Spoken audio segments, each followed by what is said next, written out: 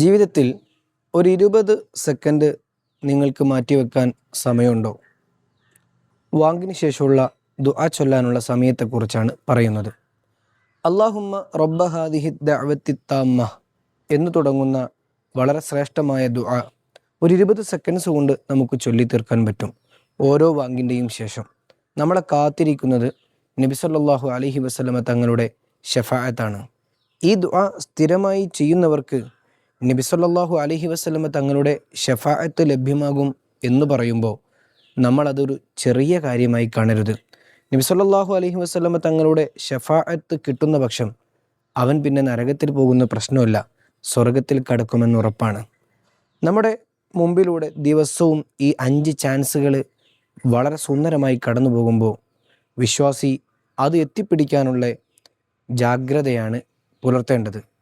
പലപ്പോഴും നമ്മൾ ദുആ ചെയ്യാറുണ്ട്, പക്ഷെ അതിൻ്റെ മഹത്വത്തെക്കുറിച്ച് ഓർക്കുകയോ അതിൽ നമ്മൾ ഫീൽ കൊടുക്കുകയോ ചെയ്യുന്നില്ല എന്നത് ഒരു സത്യമാണ്.